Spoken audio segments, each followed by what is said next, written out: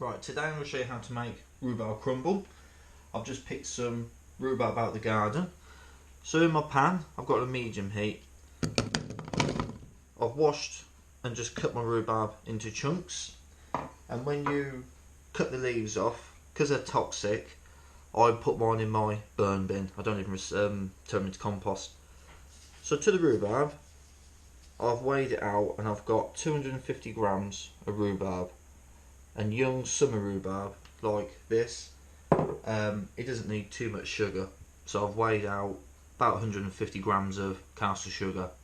So we're just going to let that sit for a minute and just stew down. When the rhubarb is slowly stewing down, I've got to make the crumble topping. So in the mixer I've got 170 grams of cold cubed butter, and it's salted butter. And then to that, 150 grams of plain flour. Then on a medium setting, you just beat it until it resembles breadcrumbs. Well, the crumble topping's all done, and it does look like breadcrumbs. I had to add 2 tablespoons extra flour to this, because if it starts looking like dough, don't worry, just add more flour and it will come out like this. And then if you add your sugar at the end, so all I've added is 80 grams of caster sugar, and I'm just finishing mixing it through now, just give it that extra bit of sweetness. And the rhubarb's nearly stewed down, so it'll be ready to put together soon. Right, now the rhubarb has stewed down to a lovely sweet compote. I'm just going to load it up into the container.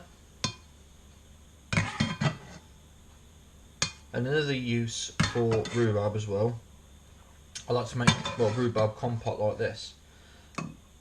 I add just a little bit less sugar to it. I don't cook it for, I cook about half the amount of time. So this took 10 minutes. So I'll stew it down just for 5 minutes, let it cool, and it's absolutely fantastic on yoghurt for breakfast.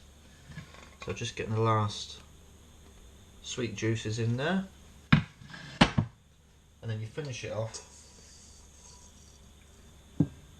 with a good amount of your crumble topping.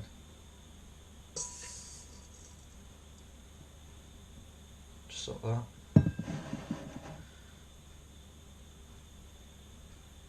And I think with the crumble, that is the best part.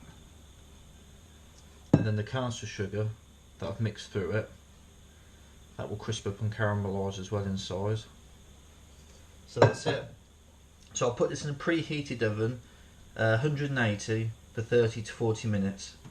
Well, the crumble's out of the oven, and the best thing about young rhubarb, it produces a lot of its own sugars.